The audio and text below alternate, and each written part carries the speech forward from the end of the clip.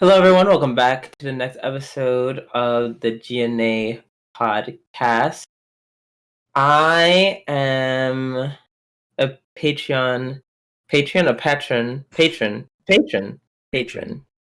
patron at this new bar in New York City, and nope. You know what? Fuck it. I want to drink. My name is Rubidu, and I want to drink Zeke's final fluid. So elaborate. I am your favorite genocidal slime, Soberoni. And I am canceling this episode. No, I'm just kidding. Okay. Wow, that was. I think that was pain. That was actually pain incarnate. Anyways, welcome to the G&A podcast. We talk about all things anime, the good, the bad, and the weeb. How are you, Oni? I'm doing well. How are you, Drew? Apparently unable to speak. Perfect. Just in time for the podcast. Right? That part is I'm 100% sober. That was all. That was my tongue doing its job. Nice. I hate being tongue-tied. It's the ghetto. Yeah. But you know, we're going to move past that very painful whatever that was, and we're just gonna hop right into news so I can forget my trauma very quickly. I'm just gonna go really quick because I didn't really find any news. It's just a bunch of announcements that are brought to us by Anime News Network. As everyone should know by now, the Devil is a part-timer. Anime is getting a second season with a recurring cast. Yeah. Dreams do come true. It does. This is a meme. Like, we used to say this as a meme. True. Do you does it make you feel old knowing that the original season was 8 years ago? Absolutely. It made me feel old because I was like, man, 8 years ago, was I like in high school? And I was like, oh no, I was in college. I don't remember watching older. College. Yeah. Yeah, so that's happening.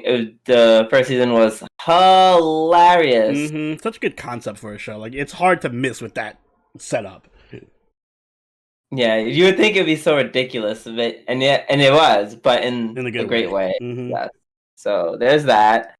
Then Rise of the Shield Hero. The second season's coming out in October.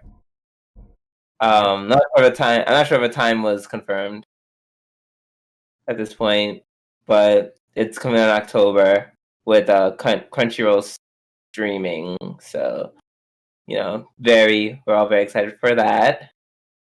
And last but not least, the Misfit of a Demon King Academy that has been announced to get a second season. I'm not sure if they gave a date per se. I can't see one in the article. So I think it was in the fall. Yeah. All I know is that it'll be split between quarters. So I guess we're getting a whole 24 episodes. Oh wow, I didn't know that. That's crazy. Yeah. So yeah, that's what's happening with that. On my end, it's also an announcement, but instead of a season 2, we have a new original show. We're getting an anime adaptation of Combat Will Be Dispatched, which is another manga by the author of Konosuba. So I'm actually very hyped for it. I know the last anime we covered that was an adaptation of one of his. This is kind of a letdown, but this one, I checked out a few of the manga chapters, and it's so much better.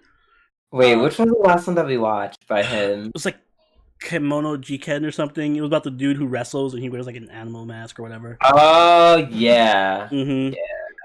This one is, the story basically follows the main character who is a soldier for an evil organization, and they send him to another world to do reconnaissance for the evil society, and he ends up meeting a bunch of crazy people. It's actually a lot better than like the setup is better. The main character is a lot like what's his name? I keep thinking Subaru now. I hate this.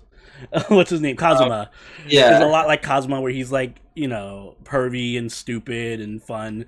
And all the characters are very similar to you know, their Konosuba counterparts. There's a lot more personality. It's a lot better of a series, and there's a lot more action. Actually, there's a lot of action in the show, so I'm looking forward to it.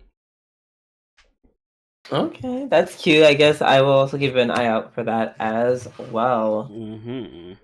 Right. So that wraps up what we have for our new segment. Time to move on to our weekly review.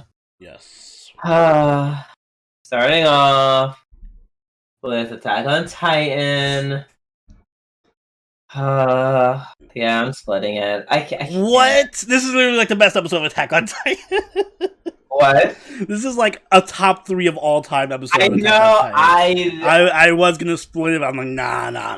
Nope.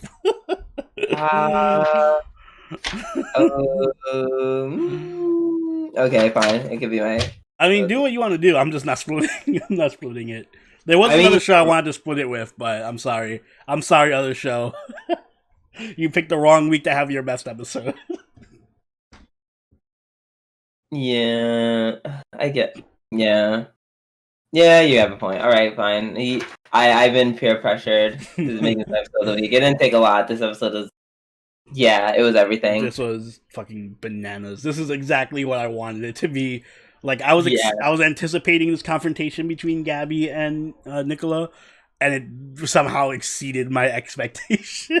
Just the entire time I just didn't know what was gonna happen next. That's the part about it. Oh my! I don't know where to start with this episode. All right, so first off, Zeke is just chilling in the forest, doing his thing with Levy.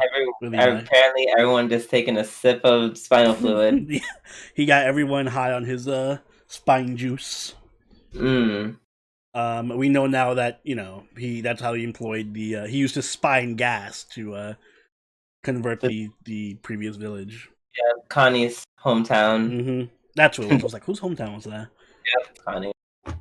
So that's Zeke's. It seems clear that Zeke is at least working with Eren to some degree to just usurp the entire military structure of Eldia. So that sucks. Sucks for them.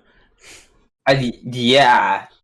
Jeez. And it wasn't like, oh my god. It was like, not only was that happening, it was just like, oh, they were all in on, like, this was, Yelena was on this for like a minute. Yeah. They had no intention. The flock face, though. What? The flock face at the end.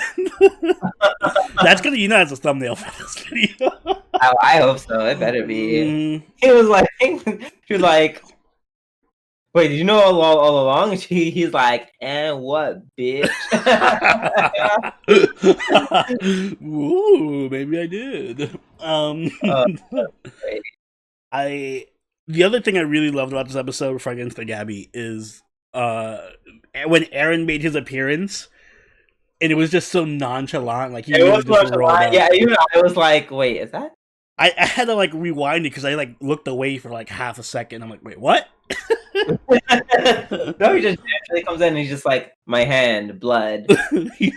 Yo, we doing this?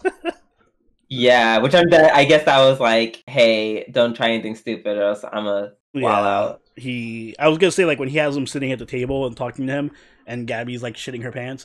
I was like, it feels like he has a gun pointed at each and every one of them, but his hand is just on the table. Yeah, that's a little bit stronger than a gun. Yeah, it's like a bomb sitting. Yeah, right. It's just a bomb, an atomic bomb. Mm-hmm. Oh my gosh. But yeah, first of all, I love that Gabby's she's so stupid. She's so stupid she because doesn't know how to read a room. She does it because I love how you can tell on Falco's face that Falco's putting pieces together before she was, and he was like, oh shit. It's not even a complex puzzle. It's just like a regular common sense. Yeah, Gabby's out here what? She was like, oh yeah, there's a soldier there, and da-da-da, and then they died, and then he's like, And then he knew because he knew that he lived in Attack on Titan. He broke the fourth wall because he's like, oh man, this show would be mean enough for Sasha, wouldn't it? Yeah. I feel so bad for Falco. Get yourself a man that will defend you the way Falco defends Gabby. or people who are into girls, get yourself a girl that's better than Gabby. Yeah, don't get a Gabby. Yourself Gabby. Poor Falco. Falco takes so many hits for her. Like, literally, how many times has he gotten beaten up and, like, harassed and shit on trying to protect Gabby? I feel like at least 3 times. It's at least 3 times an episode.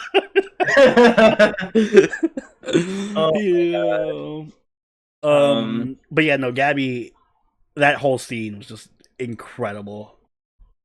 Yeah, the when he found the way that Falco's trying to tell Gabby to shut up, and Gabby just keeps going. She's like, "Yeah, I killed her. I shot that bitch right in her chest. I wish I could have shot her some more." Feeling in her blood, like.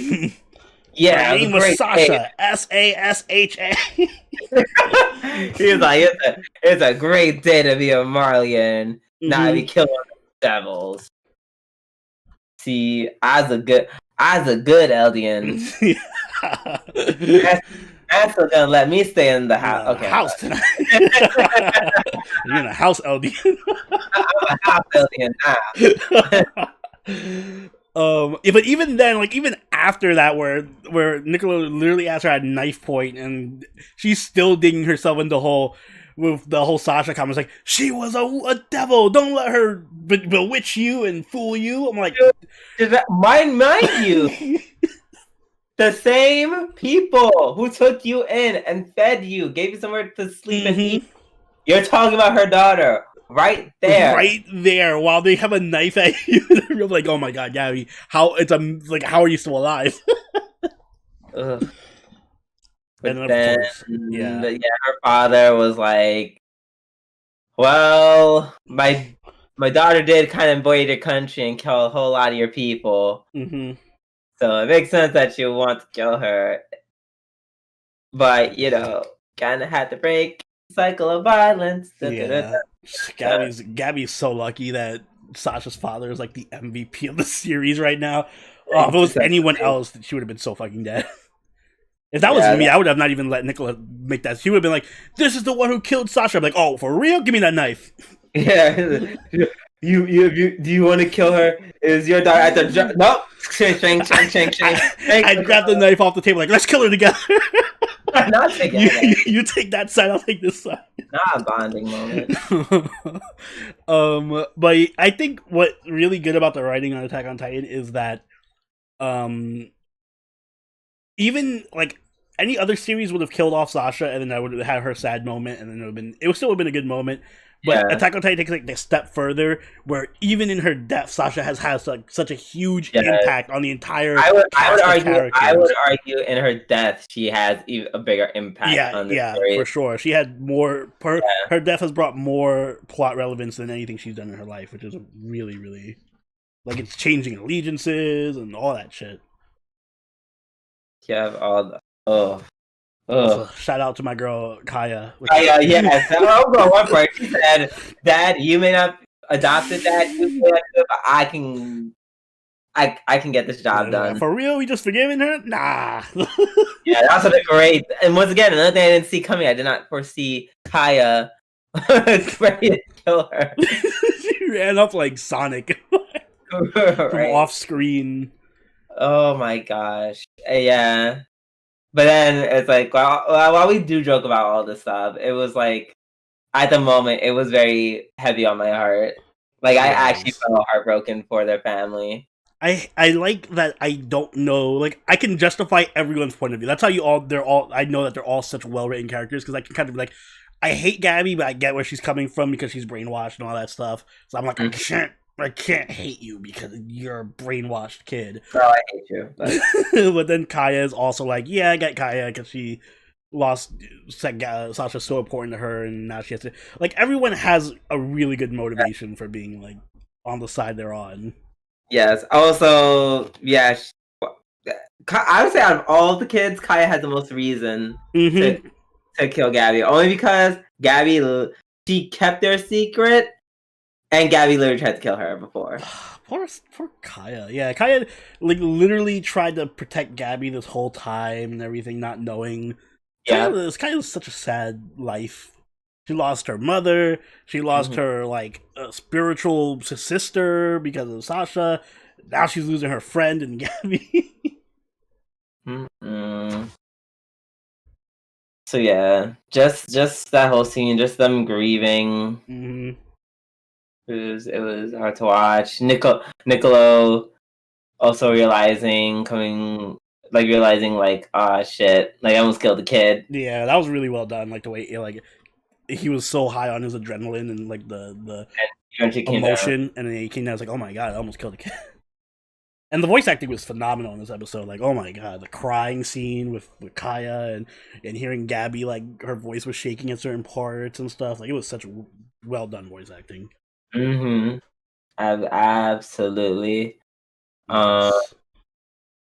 The whole thing about oh my god, and then it wasn't bad enough for poor Falco. They're like, oh yeah, so when I smacked on his head, that was some, as I'm now calling it, Zeke juice. So it had a bit of Zeke juice and maybe gone into his mouth. So and I feel like that's what's gonna happen. I feel like, oh yeah, he's gonna turn into a Titan.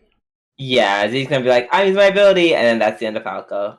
I feel like someone is gonna give themselves up to. It's either gonna be Reiner or Armin. I think is just gonna be like, I'm sacrificing myself so that Falco can transform back. You know, because they wouldn't just let him transform into a Titan and kill him or something. I feel like he's gonna eat somebody. Definitely going to be Reiner. Yeah, it would make the most sense. Yeah. He'll probably feel super guilty about that. Oh, Falco? Yeah, Falco. Absolutely. Excuse me. And then yeah, Levi learning about everything. They're like, oh, so Pixis is gonna give them what they want. And then they're like, about that. And they're like, no, we're not negotiating with the military. Yeah, we're not stupid. You're the hostages here. Which I'm like, I once again did not see coming. I didn't know. I thought they would like begrudgingly have to work with them. And they're like, no, we have no intention. We don't need to. Yeah, especially because now everyone in the upper military just has like a ticking time bomb inside of their stomach. Exactly. So yeah. Damn, I'm so hyped for this. The only thing that saddens me is that I think there's only like 2 episodes left, which means that we're for sure getting either another season or a movie, which is good. Yeah. Because yeah, obviously not gonna finish everything. Imagine though. Okay, guys, we're just ending. We're just gonna have like 2-hour-long episodes. I'd be here for it. Give us a 3-hour-long episode of Attack on Titan, please. Yeah, just a well done episode. This shit was lit. I'm surprised there weren't any Twitter spoilers. Well, I didn't check Twitter because I imagine there would be if I did. So I'm like, you know what? Anytime it's a Sunday, I'm not on Twitter. I really did not, and which is amazing. So kudos to y'all. Did Twitter not give you a notification of spoilers this time around? Yeah, maybe I muted it. Who knows? All right, let's move on to ReZero Season 2 Part 2 Episode 9. Yeah, 9. More Amelia centric episode. At least the second half was. Oh, go ahead. I was gonna say, which would explain why I wasn't such a fan of the second half of the episode. I didn't hate it. I mean, yeah. So was it? Yeah, it definitely dragged. Yeah. I literally took the word right out of my mouth. It dragged. I was trying to say it a nicer way. It dragged. It dragged. It dragged a bit. I did love that one part where Echidna was like, I hate you. Yeah, just pops up like, fuck you, bye.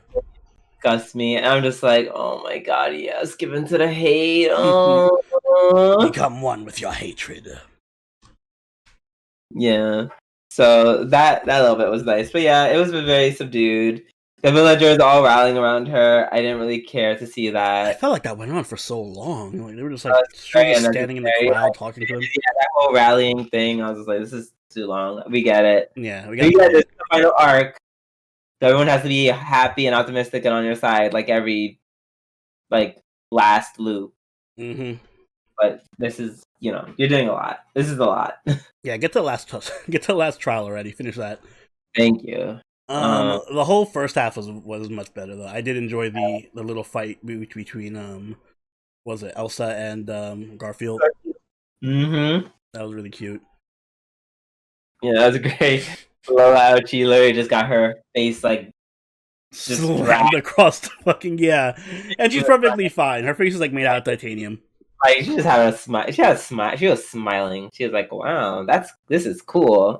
That's one thing I do like about ReZero is that the villains are all very fun. Like they all have their very weird quirks that they do. Except for that one guy we all hate. You know the one that keeps talking obnoxiously. Beetlejuice? No, the one who's like super obnoxious. Oh, him. Oh, Regulus or whatever. Yeah, him. Fuck him. But all the other villains are fun. Like just seeing her always smiling, like she could be stabbed in the chest and like thrown through a wall and shit, and she's like, ha ha ha. Literally, when she got blown away by the knight, she's just like, "All right, well, I may have lost this one, but keep your bowels nice and healthy so I can slice them up. Bye." It's always good to be optimistic, even if you are a crazy maniacal killer who's lost. Who's lost and in need of bowels.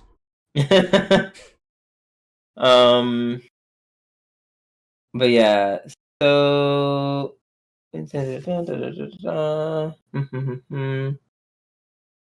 oh yeah, so the first part, I love how that little part where Malin and Petra interact with each other, that was pretty funny. That was a little nice moment. Yeah, where she's like, "Hey, so if you're my friend, let's go." Nah, I don't think so. Yeah, she's not even. So then when he's running away, she's like, you suck. And then she suck her tongue out at Malin. I forgot about Malin completely. I'm like, all right, you're like all the villains just showing up. Like the fucking Chimera showed up. I'm like, oh, how many fucking villains did I forget existed in this universe? Yeah, in this one arc. Yeah, quite a few. I was expecting the bunnies to start showing up or something. Bunny. Like, oh no, the bunnies are outside. Yeah, that did not happen. Let's see. Oh, the whole scene with Betty. Yeah. Little Beatrice. Yeah. So, it's basically what we imagined. Depression. Pretty much. Nothing happy. Yeah. And then Subaru using Subaru logic. Which he actually did make a few good points. Not not amazing delivery on his part, but that's his charm, I guess. Quote unquote charm. Yeah, quote unquote charm. The part that made me really cackle was let me cackle. Where he gets thrown out of the room? Huh? Where he gets thrown out of the room? Yeah, when she's like, "Are you the only one?" And she's like, "Are you dumb? Of course that's not stupid. Get the fuck out of here." Yeah, and she's like, "Oh, well, bye." Yeah. Overall, it was just it was alright. It was as usual mixed episode of ReZero. Yeah. Mixed baggy. All right. That being said, let's move on to Tensura Season 2, Episode 7. Episode 8. Oh, but I'm looking at the wrong one. That's why it says Episode 7, because that's the wrong page. This episode was also, I think, a contender episode of the week for me. It wasn't what I was gonna split it with, but this was also a really, really good episode. Yeah. Oh god, it's all coming back to me. I mean... get your criticisms out now. Okay, so So I understand where you're coming from, and it is, but it isn't Mm-hmm. because you know, like I was ready to like punch the computer once I realized they killed Shion. Yeah, but that's the thing. All right, so my biggest complaint about this episode is the It's, fact that they killed Chion, and then like 2 minutes later, we're like, oh wait, we could bring her back. exactly. No, that was my yes. That I know why you keep saying, "Oh, get ready for the complaints." I'm like, when we have the same complaint. Okay, that is dumb. All right, I will say that the worst way to that's the most annoying way to use a resurrection thing. Like it's so It's plot convenient, especially because yeah. the barrier is there. It's like, oh, thank God the barrier is here, so that her soul doesn't go away, and I can bring her back to with this previously unknown method that was never mentioned before. And then I was like, all right, fine. I'm fine with that if it came with the cost of killing 10,000 people. I'm like, all right, at least he's going to have to make a hard moral decision to kill 10,000 people or something.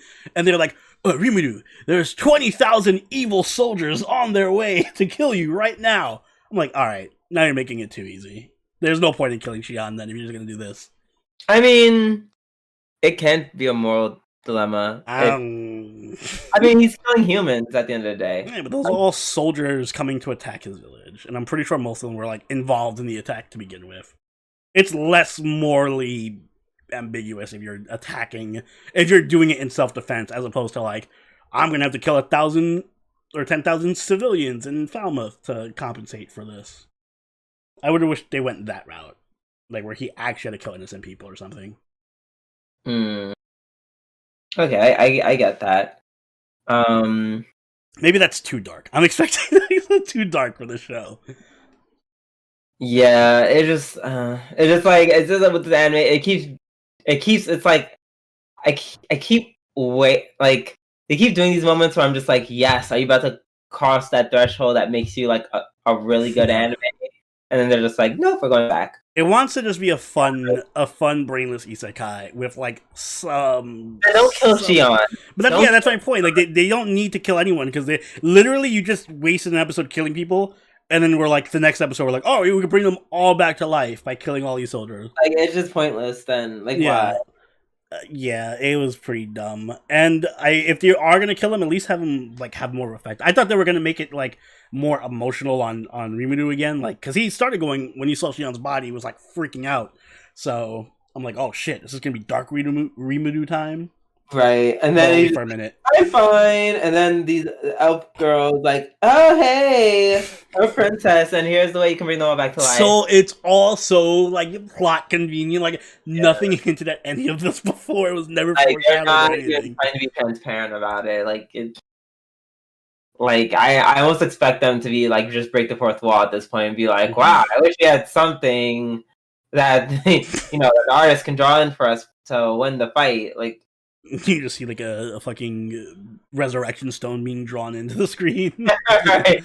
I will say alright, so those are my complaints with the episode. What I did like about the episode though is we got really good backstory from Milim. That was great. I'm glad we actually gave something to her character. Yeah. I liked just the general direction that the arc is going in terms of like, okay, now we're gonna see like I'm hyped for the next episode. I want to see Rimuru show up and just devour the fuck out of everybody in the other army. Mm-hmm. And I kind of like the little twist at the end with Yorm, and he was like, "Oh, you're gonna be the king of Falmouth." Yep, that's the part I did like. Rimu was like, "Yeah, we're gonna stage a coup." I'm like, "Wow!" I was like, "Wow, are you guys now just the United States?" I thought the same. I'm like, "Oh wow, okay. Is this a metaphor?"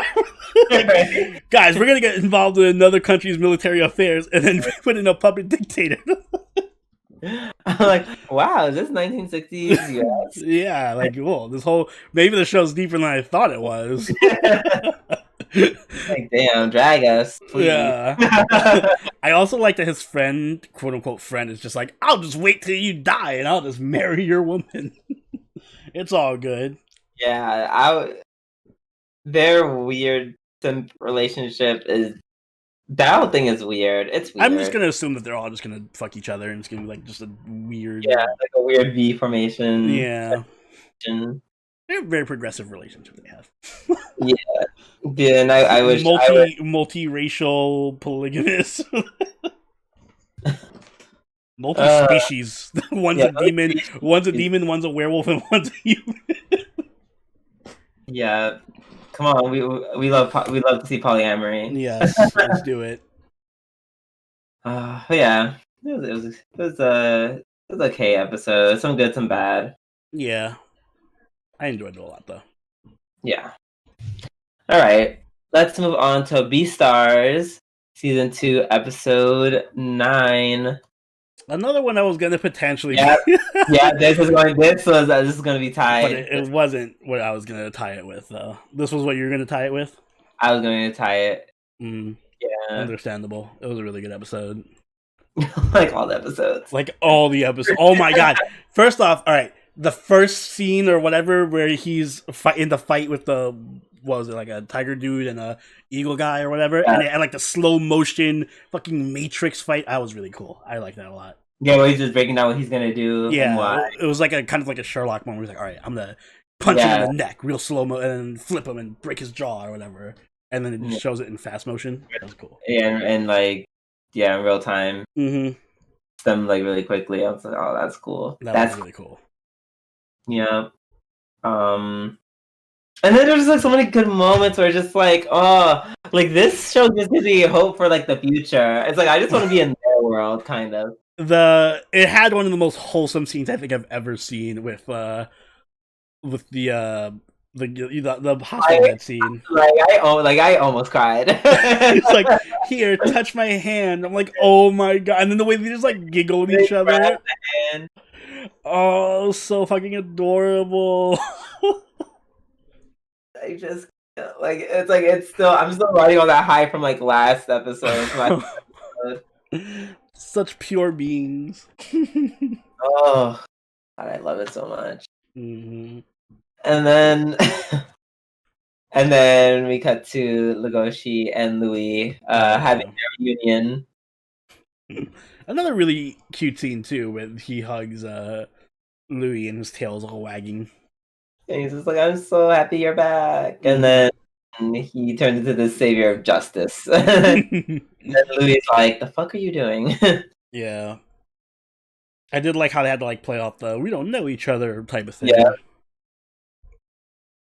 Yeah, which low-key, I don't know why.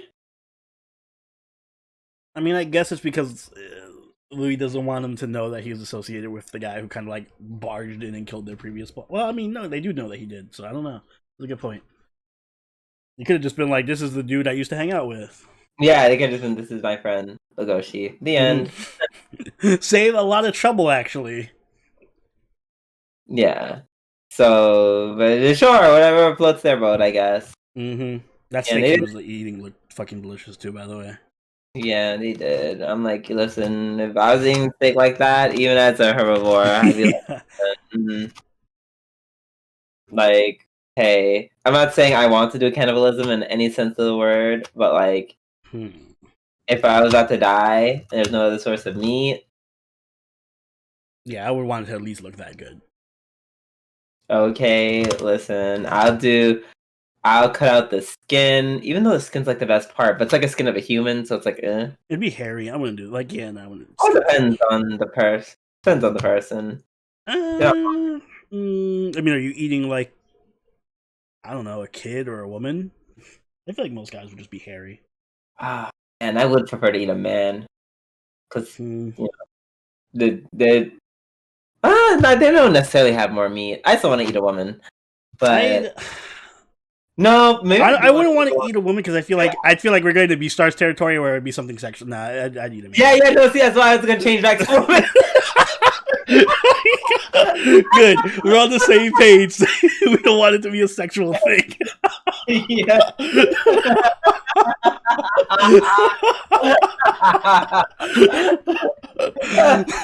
Sorry, I only eat men. I'm straight. Oh my god! And I'm just here like, okay, I'm just like, as a feminist, I don't want to eat women, but as someone who has sex with men, I don't want to eat them. Oh, okay, good. We're on the same wavelength. It's not just me. Oh yeah. So Louis was eating his delicious brethren, all the same. But then when they were together, it was so sweet how they kind of almost just kept talking, as if they were just back in school. Yeah, that was really nice. Yeah, Until the and gang just like, showed up and fucked it up. that was such an awesome It was. scene.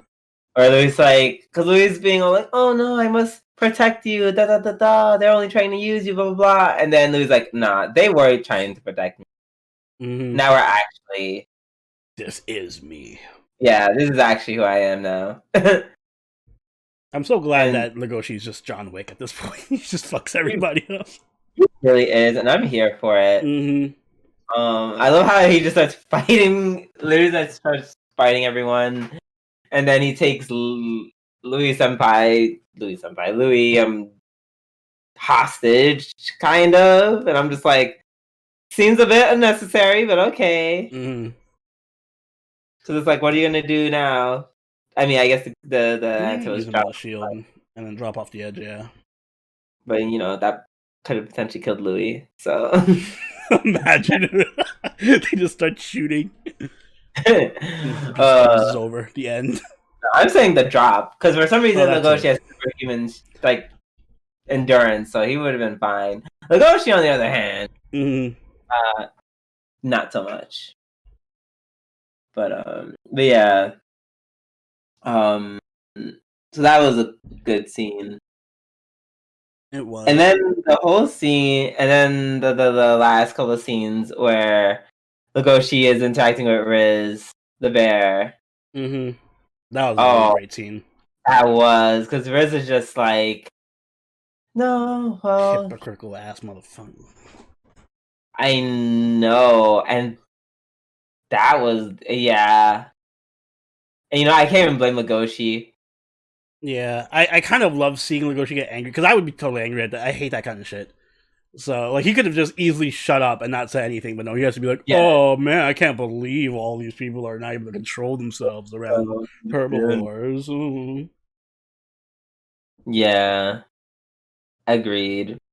So that was really, I like seeing Legoshi actually have so much of the time he's just cool and calm and collected, but to see him actually get upset at something. Yeah. I'm pretty sure at this stage I'd be like, hey Riz, are you gonna eat anyone? And he's gonna be like, and then depending on his answer, if he says yes and he actually seems apologetic, I would be like, okay, cool. Or if he's shaky or he just outright says no, I just kill him, honestly. I don't think Legoshi can. That's the issue. Yes, he can. That's the crazy part. He just doesn't want to. I don't know. Riz is still really strong. He's a bear. Okay, that's cool. You know what a bear can't survive? A gunshot. Well, that's what he got. That's what Louis. That's what Louis there for. A fatal knife wound. Louis gonna show up with his gang, and they're always gonna shoot him to death. Notice how I didn't say apprehend. I said kill. Well, good. You know what his muscles can't protect him from? Poison. All right, maybe you can kill him. I feel like Legoshi would just try to fist fight him, and it wouldn't work. Exactly, and I'm just like, oh, I'm sorry, I pricked you. I didn't mean to prick you. Have fun. That was a deadly poison. That's cyanide, or whatever poison works on bears. I don't know. No, how do you hunt bears? I guess you would. Yeah, you just use a gun. I'm pretty sure. Yeah, that's how people do it. They just shoot them. Yeah. But yeah, you gotta shoot. Listen, I watched enough Kakegurui. I'm ready. I'm ready. I've seen enough CGI bears. Yeah. So what's one more? Just see it shoot it between the eyes. Exactly. Oh yeah, very very solid episode as always. True. All right, now let's move on to Log Horizon and Taku Hokai episode. Shit, is it first anime? Oh, okay. Season 3, episode 8. Yeah. Yep. I was like, I can't find it. I actually funny enough, think this was the best episode of the season, which goes to show how how poor the season has been. Because I did not think highly of this episode either. I are you saying it's the best episode just because of the cat girls? I feel like it's just Well, partially they're dog girls, sir. Excuse partially me. the dog girls, but also I like them a lot more now. because they actually, I don't know, like I like when they do stuff with the game, like when they acknowledge that they're in a game. So the whole thing with like the dog girls being responsible for quests and Tetra being upset because like all these fuckers gave me a quest that they fucked up and I hate them for that. Like I like that they're melding the game world with reality. I like when they do that. Yeah, and then they explained like, oh, they were sealed away, and they were just sealed away as NPCs, never to be seen again. And I like that their level cap is like the old level cap before like the DLC. I'm like, that's relatable. That makes it. Like I like that lore mixing with the reality of the situation. But yeah, other than that, I didn't really. Even the dog girls themselves were just kind of bland to me. They're cute, but they're just bland. Yeah, I'm looking for something to say. Yeah, no, I'm really struggling for something to say.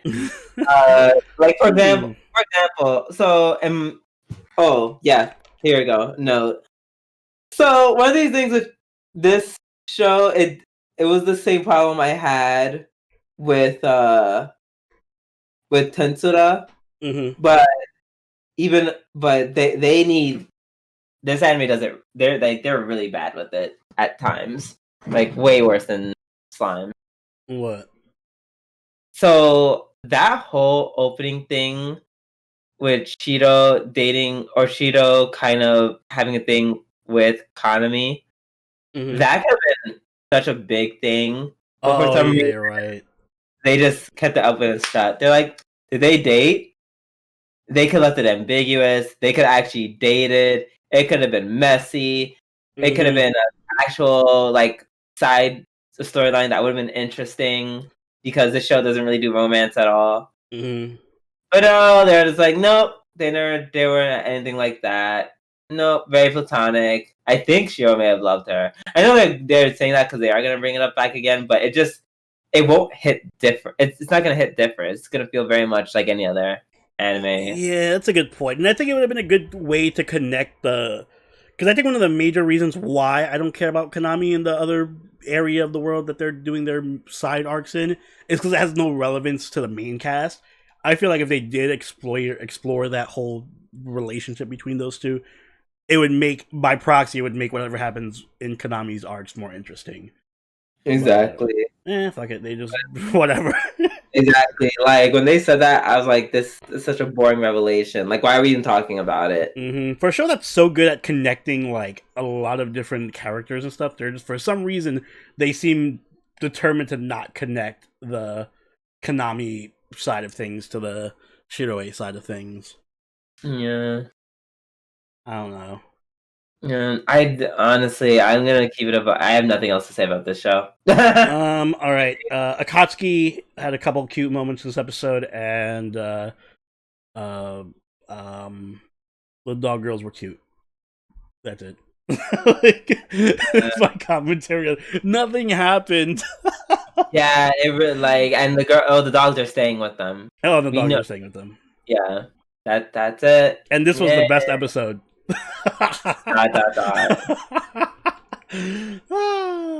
Next. Yep. Next up is Kumo episode 9. Now this was going to be my other episode of the week. Okay, I understand why you. Yeah.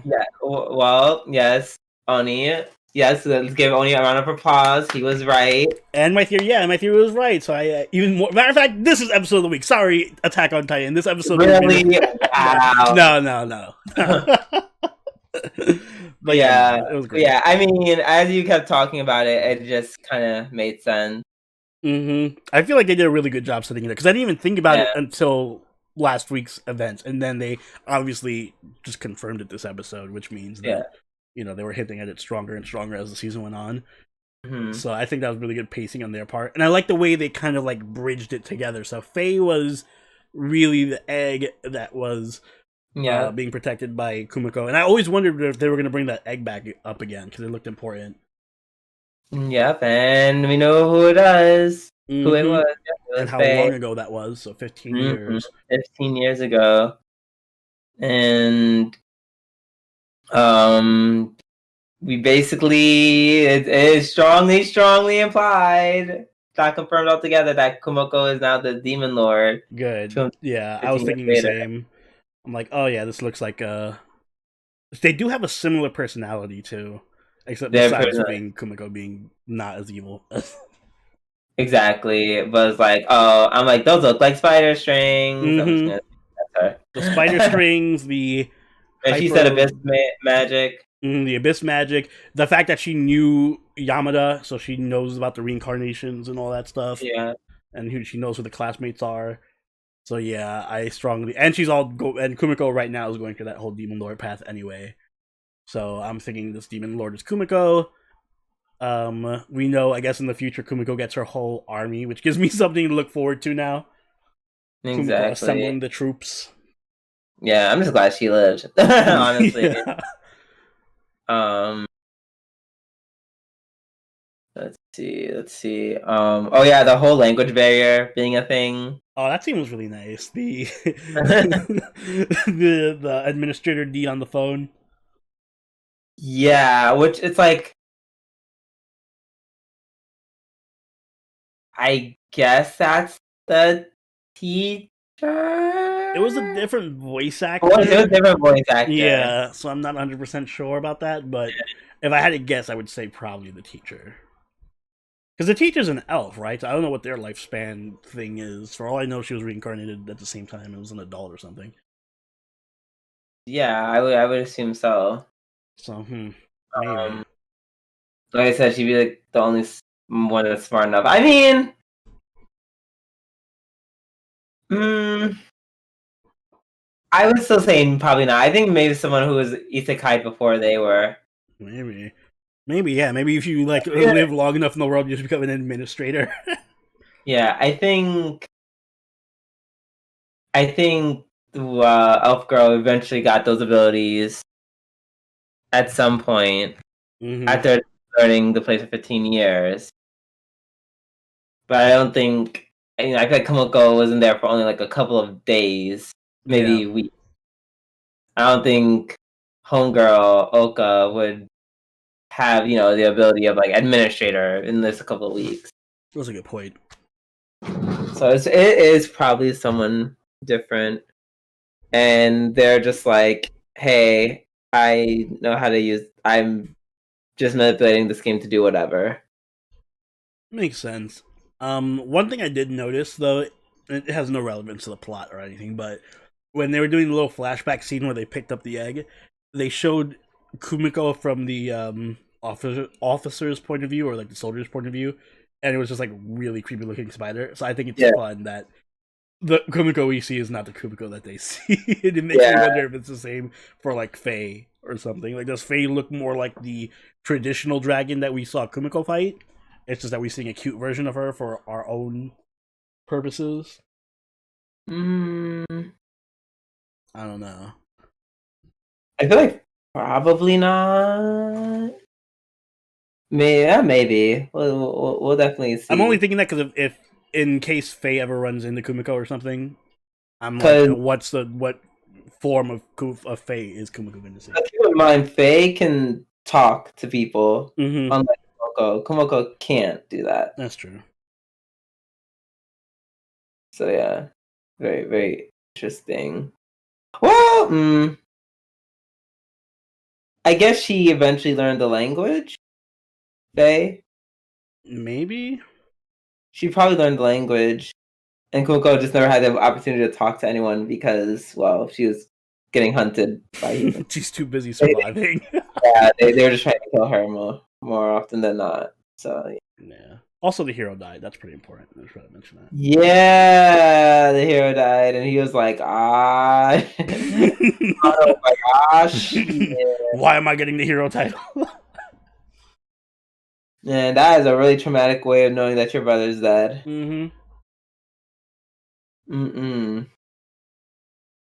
But yeah.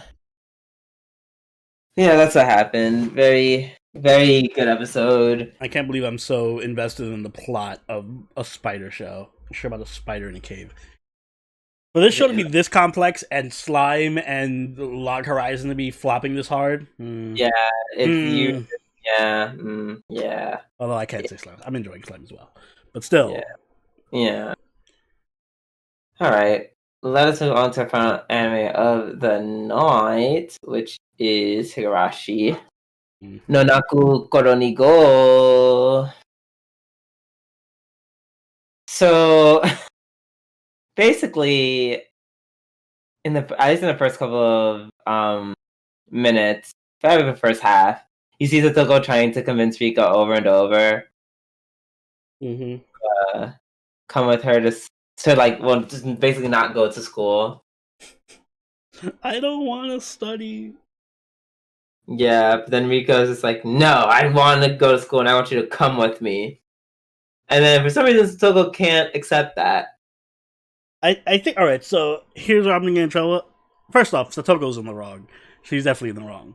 Yes, but I do feel like Rika's not 100% innocent in this either. Rika's she's being selfish as well. She has her own selfishness to deal with. I just think Satoko's overreacting, obviously. There's nothing wrong with wanting to go to school outside of Hinamizawa. It's not even just that. It's just that she's so determined to like drag Satoko there with her too, and if not, she's willing to abandon. Like, there's no middle ground for Rika. She's either Satoko, you're following my dream, or I'm abandoning you. One of the other. Not abandoning, but she'll just go to school without her. Like, well, then she abandons her at the school.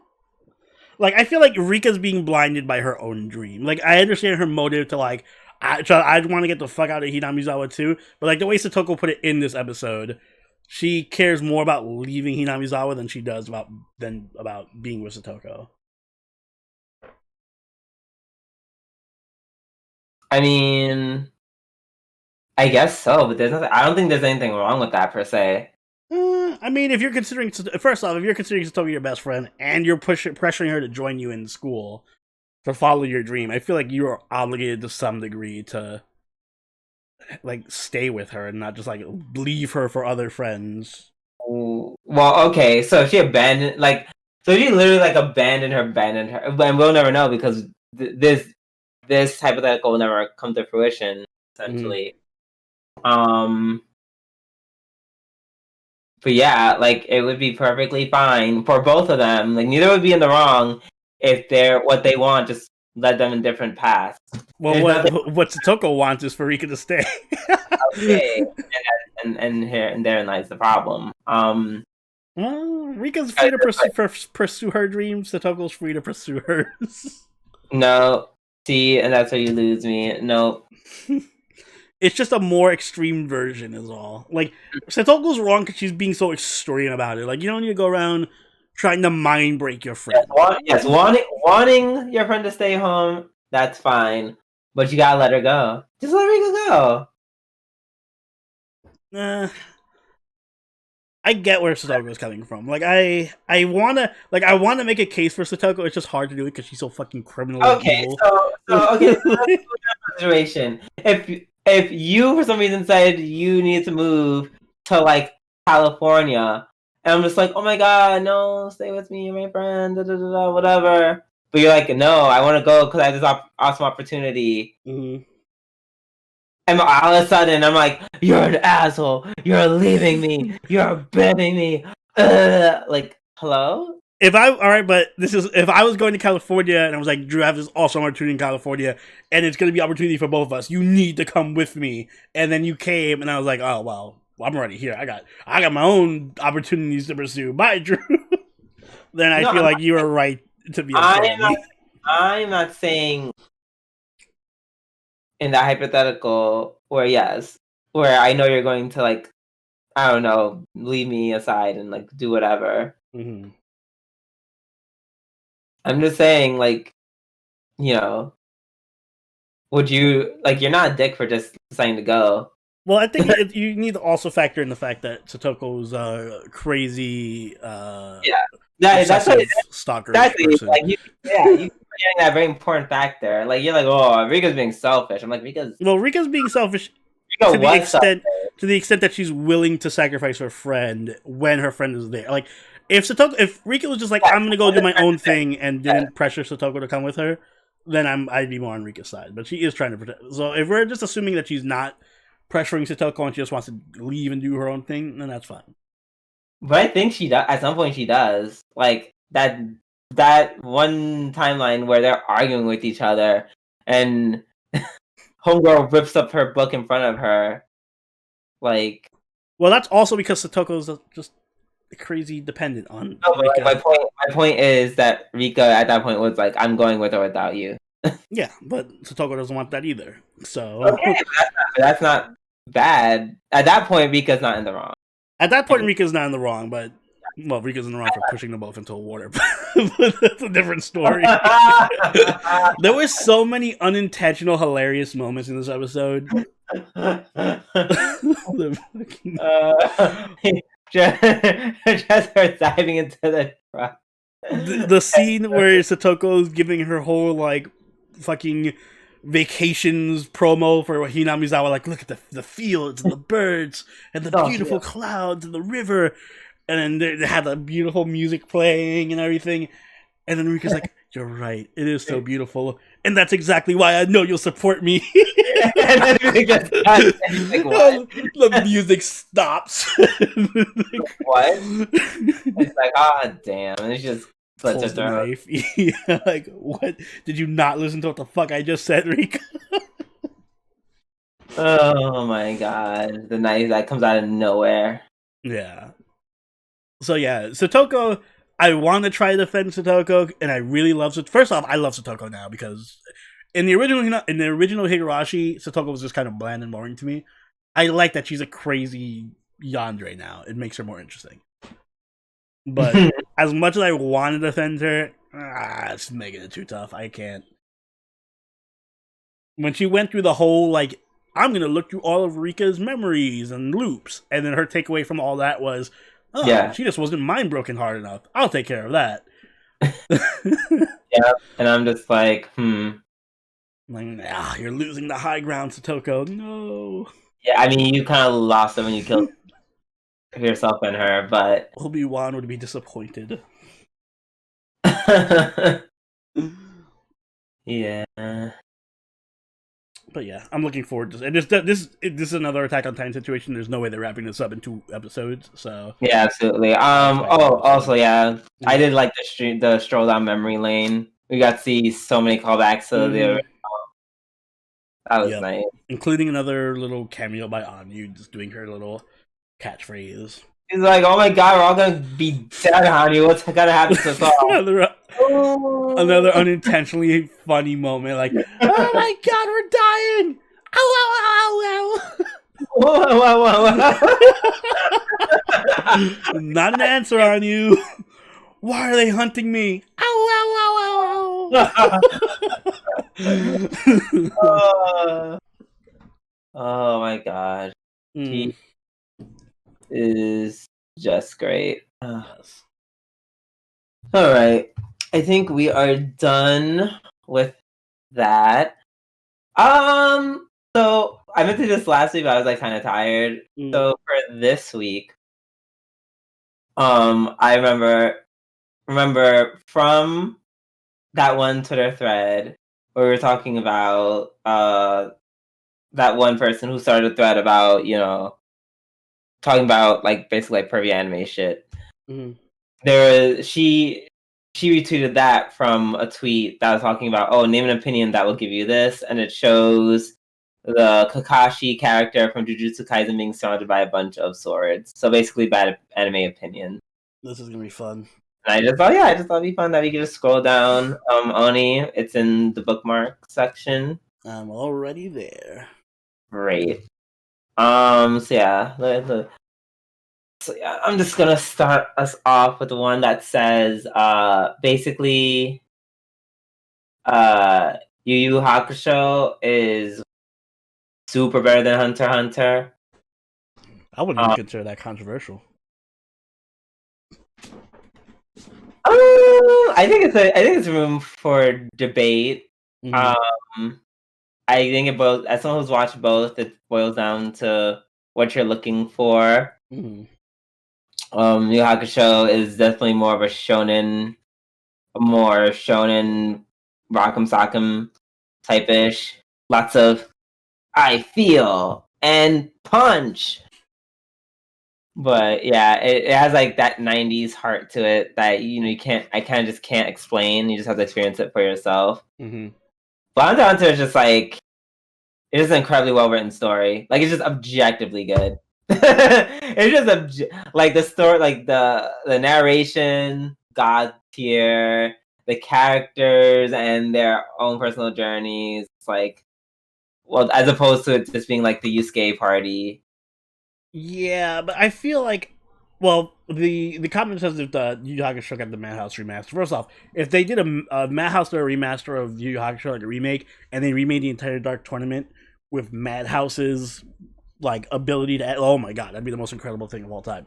But I feel like the Yu Yu Hakusho gang, maybe this is a controversial opinion, but I feel like the Yu Yu Hakusho group of characters, like the main cast, is better than any other main cast of characters in any other shonen.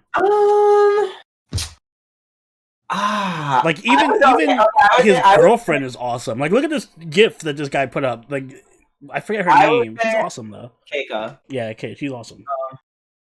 I would agree that as a group they're better, but that's only because Hunter x Hunter, once again, doing something that most anime tropes don't do.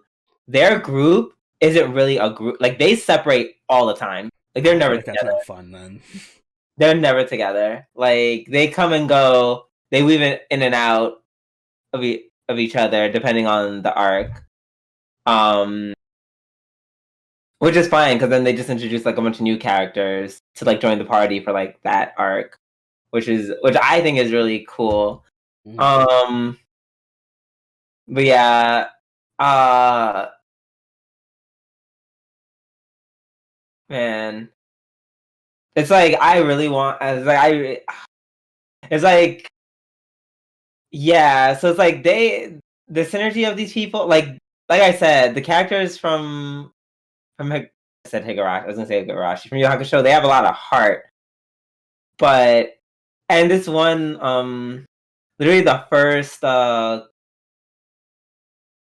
subtweet from when whoever said this, the Hunter x Hunter thing.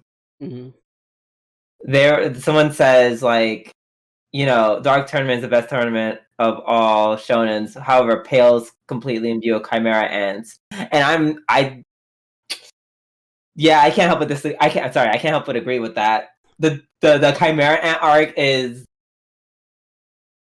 that shit is that when I tell you that shit is crazy, absolutely insane. That arc is crazy. Yes, the Dark Tournament arc gave birth to the tournament shit. But I can confidently say of all the tournament things I've seen, all the arcs I've seen from all anime, including Yu Yu Hakusho, yeah, Chimera Ant beats them all. I haven't seen Chimera Ant, but I don't know. I feel like even though I did watch now, Yu Yu Hakusho would win on nostalgia factor. Yeah, that's the only way I would say you would think it's better. It's just nostalgia factor, because Chimera Ant, just so much. It's literally just so much. It also doesn't help that it's like a million episodes. Like. Yeah, that's the other thing. I'm never gonna watch Hunter x Hunter because it's a million episodes. Sorry. Yeah, I think it's not a million. It's like 100. It's like 100. It's over 20. Not watching it. Yeah. Like it's like a Naruto length anime situation, but it's not like watching Naruto. That's. But yeah. So that's how I just felt about that. Then there's one homegirl saying that Bakugo is a selfish and annoying character, treats people badly for no reason, and I don't care if he has a good character development, he is still mean. I don't think that's controversial. He is a pretty dickish character. Like, that's the point. He's a dick. He's a dickish. I wouldn't say he's. I wouldn't find it annoying. Not now, anyways. What? Well, I'm. Are we saying still annoying, or are we saying like because it is like not was? That's my problem with that statement. He's not that anymore. Yeah, that's how he started. That is not what he is. He's not the. I still don't think he's the best character, and he can still be a dick. Annoying is subjective. But he's had. I find Deku more annoying. Why is that? First, I started thinking Deku before he did to fucking Gentleman. All right. Oh. Well. Secondly, don't think I've forgotten.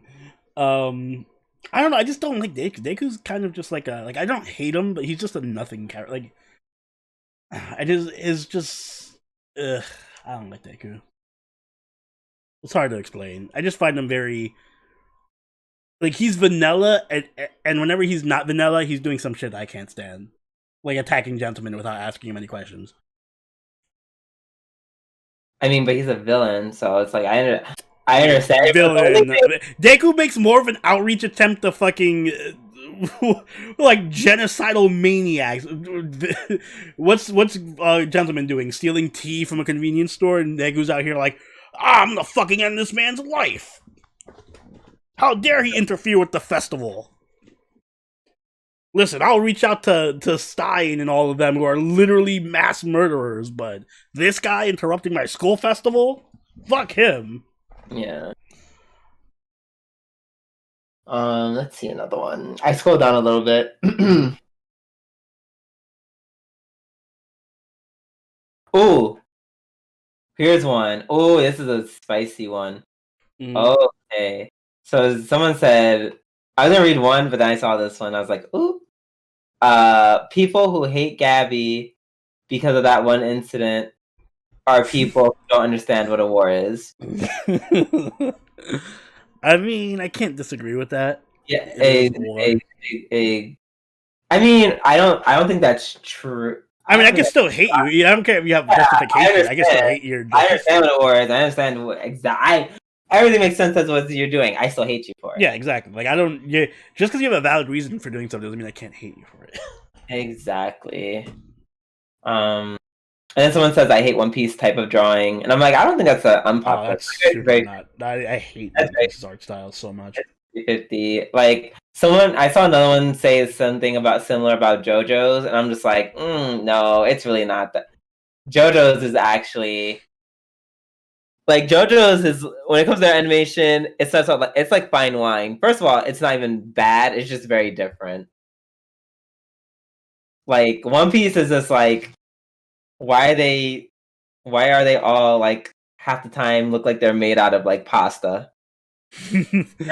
I don't make any sense. And One Piece's art. Like, why are their lips like they're made out of pasta? It also looks like it hasn't changed in 50 years that it's been airing. Like it looks the same now as it did with the original episode when it aired. I don't know. Maybe it's just me.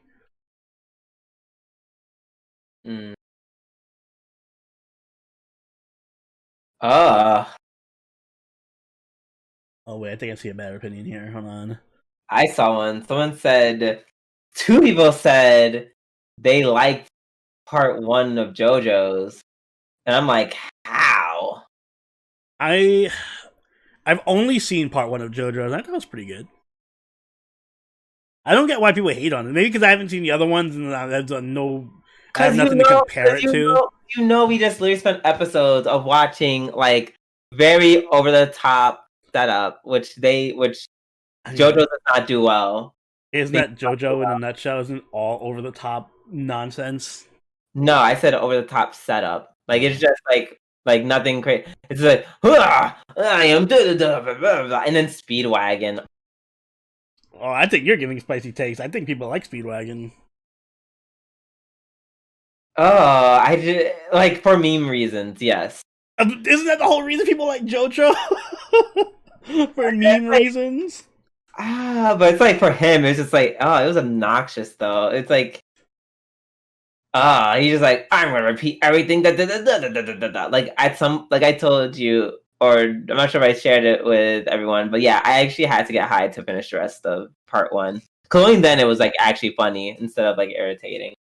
Maybe I should watch the rest of part 1 and compare it to part 2 and 3 and 4 because oh my god, part 2. Woo! I was like, is this the same anime? And it literally all it took was an actual interesting main character. One day I will go back and finish JoJo. Yeah, that's the main reason. That's the main reason I didn't like part 1. Like the main character was boring. Like Dio and Speedwagon were entertaining for their own reason. But it's just like you kind of need the main character, in my opinion. You kind of need the main character to really, because it's centered around said main character. That's why I didn't really fucks with 3 that much, part 3 that much either.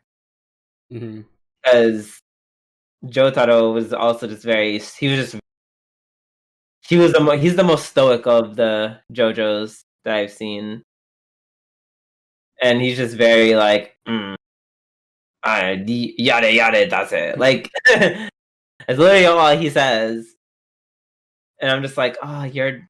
Oh. Meanwhile, season 2 and 4 are like they're so much full of life. They actually make me like they're like like I can't wait to see how they interact with people. It's like, why am I watching this anime if I'm not watching the main character interact with people? It doesn't have to be all about the main character, but the main character is good, you know? I don't know. I should go back and watch it. I feel like it was just like I feel like when I see clips of the other seasons, I'm like, this just looks like part 1, but they have stands. Like, I don't know. Which is rude-ish. Like after a certain while, like I'm just saying part 1 took too long to get going, and then it just didn't have enough oomph. Like compared to season 2, the main character, like he's still my favorite Joestar so far. He's great. Like he's literally so good. He stayed for like, well, I don't want to spoil it, but yes, got to enjoy him for a while. Let's see. I see one that says Jujutsu Kaisen is better than Demon Slayer, and I don't feel like that's a spicy opinion. Oh no, I agree with the opposite. Demon Slayer is way better than Jujutsu Kaisen. I misread that.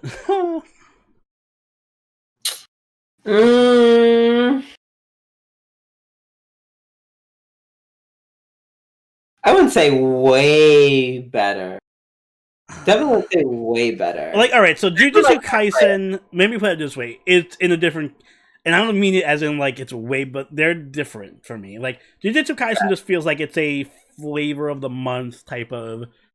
It's a good show, but it's not like breaking it. It just has some good fight scenes or whatever. It doesn't seem revolutionary or anything. Oh my god, those fight scenes are fucking like. All right, they're really nice fight scenes. You know what else had great fight scenes? God of High School. Okay, but at least the show has like decent characters, except for the main character. All the characters in Jujutsu Kaisen are good, except for the main character. All right, here's my spicy take: how people feel about Jujutsu Kaisen's characters. I feel like maybe because I'm gonna say it and you'll be like, oh, but there's not. I'm gonna take the Kumo take where there's not enough women in the show, so I'm not interested in it in any of the characters because no one appeals to me. But I feel like you would have the same take if we watch an anime that was the entire cast was just a bunch of sexy women. People would be like, "Oh, is this Queen's Blade? This is just a Queen's Blade of sexy guys." That's not true at all. First of all, you know that's not true. How many ecchi anime have I just? I'm not saying you specifically. I'm just saying like in general. First off, even if we do watch an anime that was all girls, you would at least bring it up if it was a fighting anime, not an ecchi anime. If we were watching an action shonen that was just all a bunch of sexy girls fighting, you'd at least bring it up. You'd be like, there's a bunch of girls.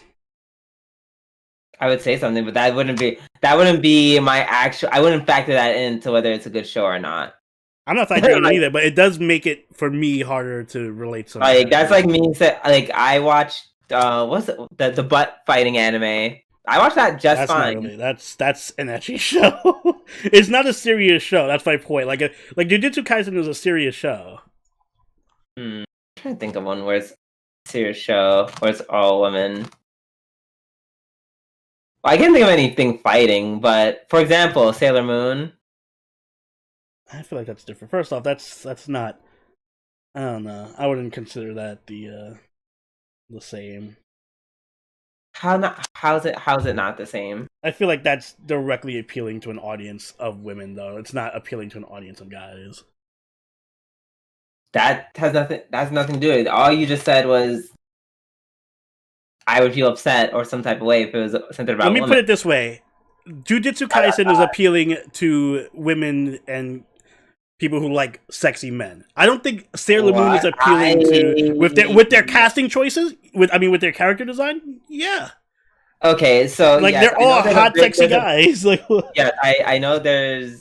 I mean, I'm surprised you didn't say like I would say like Bleach, but most of the cast of Bleach is guys. It's just that whenever they do have a woman, it's a super attractive woman who's clearly appealing to Yeah.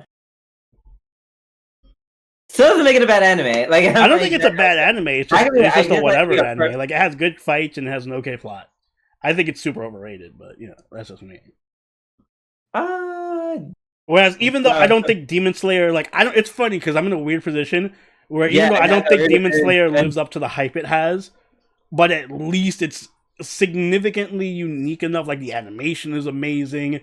Yeah, and it has enough going for it where I think it's actually. I would say the animation. I would say the Jujutsu Kaisen's animation is also like pretty like up there. It's fluid. It's nice, but it's not as artistic and like beautiful as Demon Slayer's art.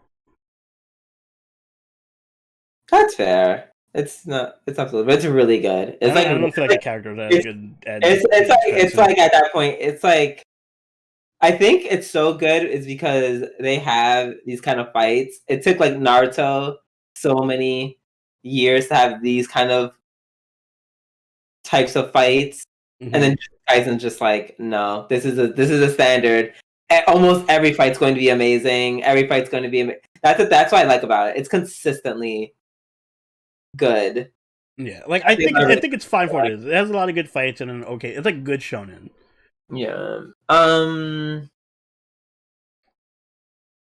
Yeah, and I don't know. And like I said, it has really, really strong characters. Like they're just all very good. Agree to disagree on that part.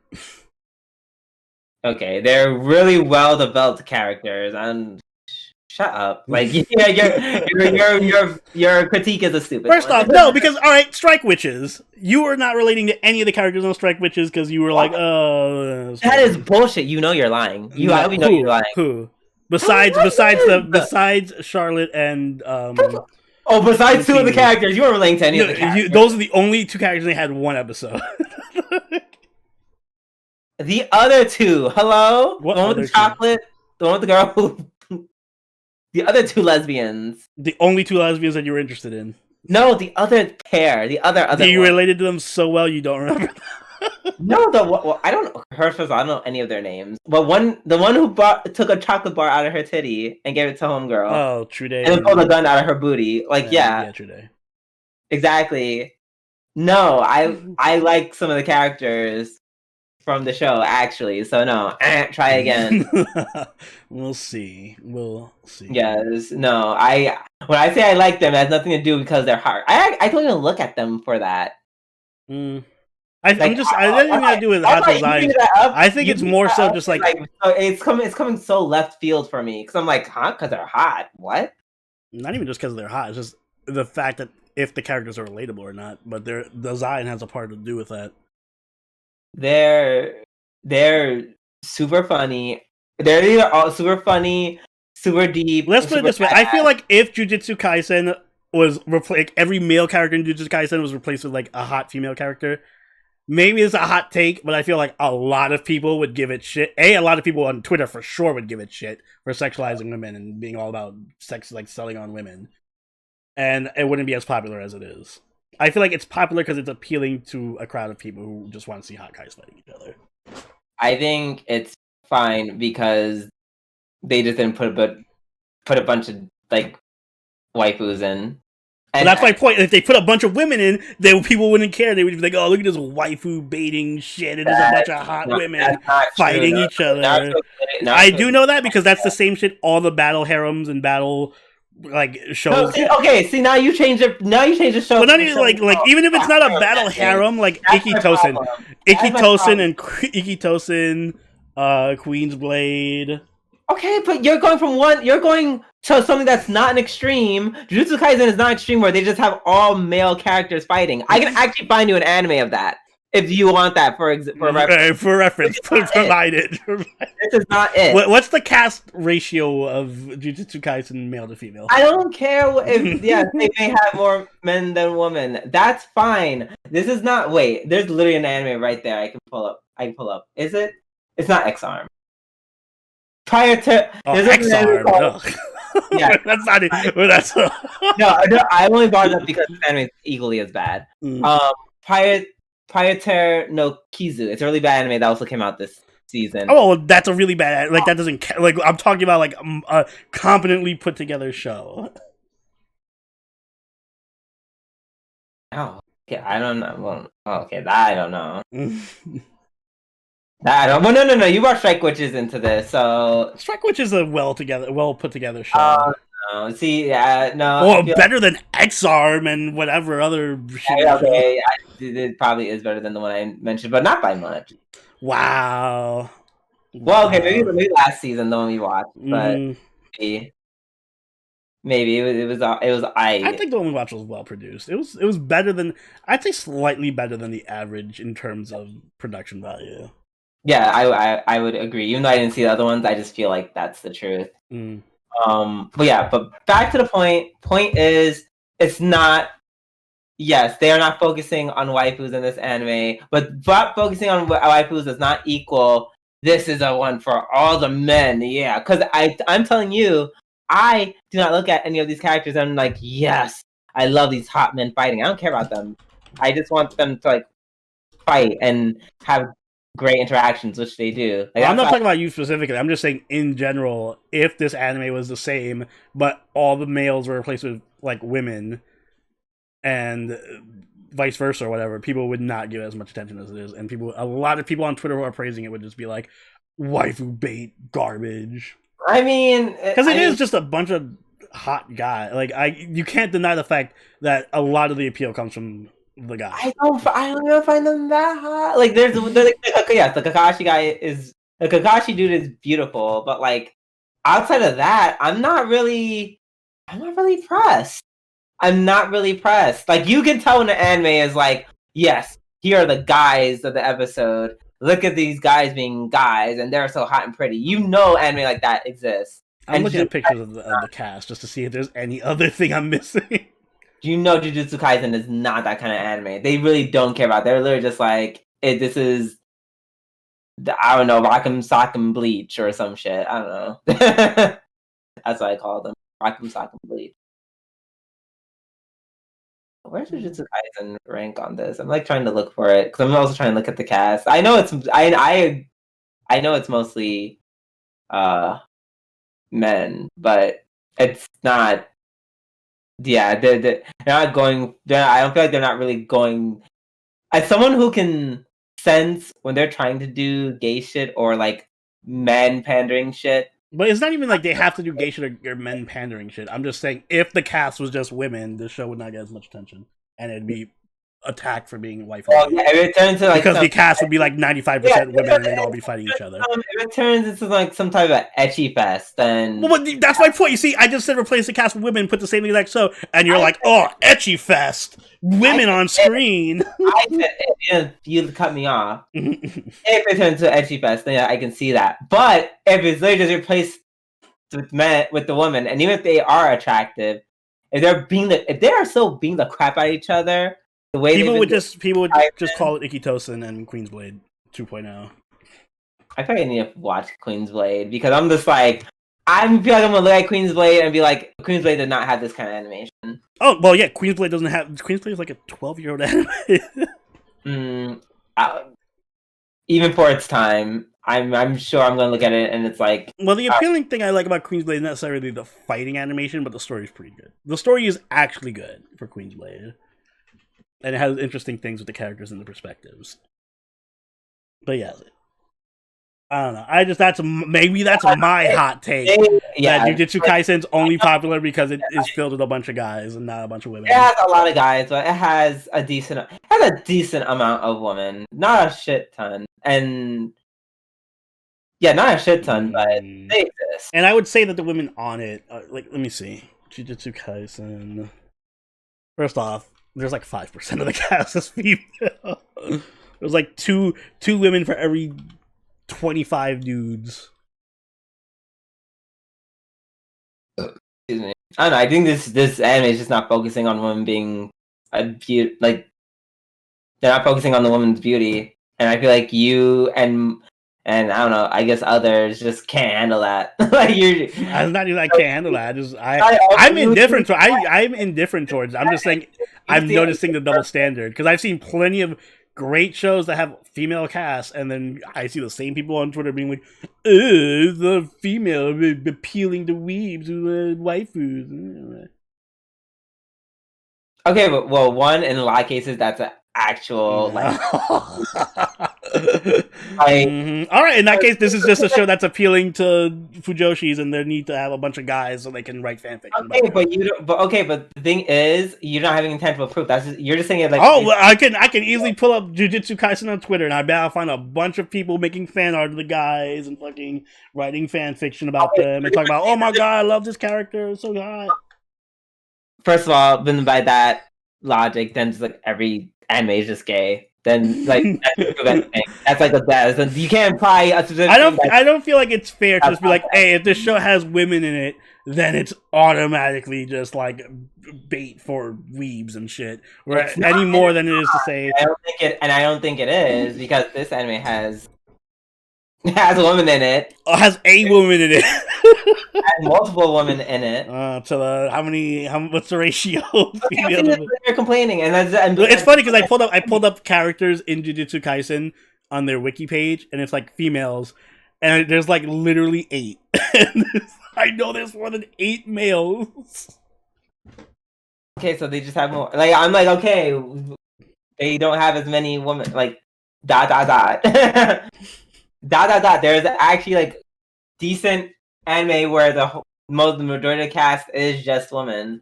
Yeah, and sure, yeah, and a lot of them get righted on for being fucking waifu baited, which is my entire point. And to that I said there are some anime that are good, but are legit like very much waifu shenanigans at the same time. You can have both. All right, name one. You can have both. Because I feel like you're gonna be like Cardcaptor Sakura or Sailor Moon. I was actually going to say, isn't that how you feel about Queen's Blade? Queen's Blade, lots of ecchi, lots of fan service, but you said yourself. Okay, but I'm not saying what I said. I'm saying what if I were to pull up a picture of Queen's Blade, and even if it had the same level of animation as Jujutsu Kaisen, which it doesn't, people would just be like, oh, waifu bait. Just based on the designs of the characters and the premise alone. A bunch of women fighting in a tournament, and then look at the character designs, and they'd be like, waifu bait. Whereas with Jujutsu Kaisen, they'd be like, oh, this is interesting and different from most other. I just think that there's a double standard. I can't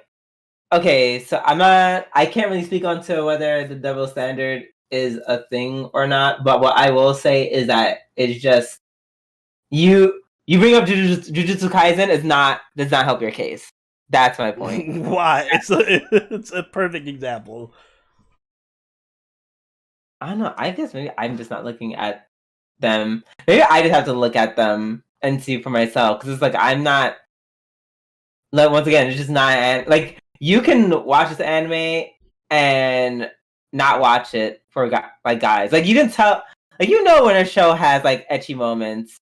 I don't even care about ecchi moments. I just don't like the fact that all the characters, like, it's just the show can not be ecchi and still have a decent representation of female characters in it. But what do you lose from for having? I'm not saying you lose anything. I just You know, it loses anime, my. I just don't care as much. You do know most women most anime have a very well representation of female characters in them. Okay, well, I'm not saying that every anime has to. I'm just saying, well, if it doesn't, I'm not going to be as interested. Okay, and For the I most guess part. that's fair. But I will not. Yeah, I will not say this anime is just like, oh yeah, this anime is just for a bunch of girls like to fat to and blah blah blah. I'm just applying the same standard that they apply. I'm not saying either way. I'm just saying I feel like that's the standard that would get applied if it was all females. We'd had, I don't know, like once again, it's something we have to see because all right, I'll wait.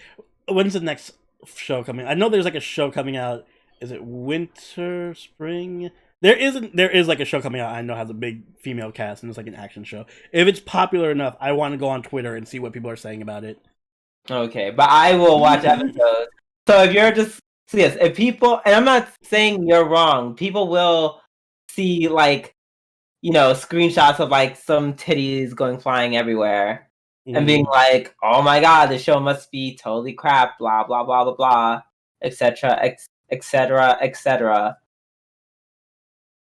But I'm just saying, like, you can't, for Jujutsu Kaisen, you can't be like, wow, you see how they just closed up on his crotch? Ugh, look at this. Yo, this show's just all about, you know, dudes fucking, even though it has nothing to do with that. Like, do you understand what I'm saying? Well, to be fair, I feel like fan service aimed at women is very different from fan service aimed at guys.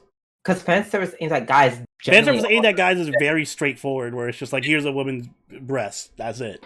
I feel like fan service aimed at women is much more nuanced. And it's more about relationships and shit.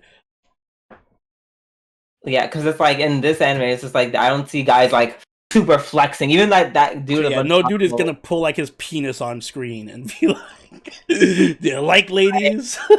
Like, you know, so you know who does a good job at doing this with like who does fan service like the way women do fan service in certain anime.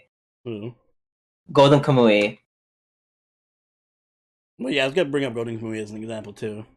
Yeah, and that's what I'm saying. That would be a good equivalent to what you're speaking of because they're actually doing. Oh, but that's a good thing. Like I said, and like Golden Kamui's cast is like even more geared towards all male than Jujutsu Kaisen is. But Golden Kamui is like one of my favorite shows of like the past decade because I think the characters are so strong. I'm just saying that. When you say it like that, and those dudes are naked a lot of the time. Exactly. So yeah, so I would say if you compare that to other anime where there's a bunch of girls and there's like okay, but that's a good example. Imagine Golden Kamui, right? But we replace all the guys with women. Yeah. Do you know how much shit that show would get? I agree with you. Then I agree with you on that. That was my whole point. My point is I don't agree when you use Jujutsu Kaisen as a comparison. I say Golden Kamui is way more accurate because they actually do that. They're very brazen about it, even though the show outside of all that stuff is amazing. So yeah, that was just my fair enough. But I think with that said, I think we have shared more than enough opinions. that was a pretty fun filler arc, if I do say so myself. Yes, more unique ones. Definitely, I would say so. So yeah, so guys, let us know in the description. Let us know in the comments below. Jujutsu Kaisen, is it basically BL anime? Let us know. Is it a yaoi? Yes, no. Maybe so, and tell us who your favorite pairings are. Feel free to leave all the hate down there too for me. I know I'm gonna get a lot. Yeah, but with that being said, that ends our filler arc, and that also ends the G&A podcast. Only if you be so kind, take us away. Guys, if you enjoyed this episode of G&A podcast, make sure you hit the like button and subscribe. If you haven't already, do join the party over in Discord, follow us on Twitter, and follow us on Twitch. All linked in the description down below. You can even become a patron or be a channel member like all these lovely people on screen right now. Drew, do you have anything you'd like to add? Just wherever you are, I hope you have a great week. Get some sleep, eat something, damn it, and drink some water. Yes, I'm gonna get some food as well. Until next time, this has been Soberoni, and Doobie doo. I'll see y'all later. Later! Bye.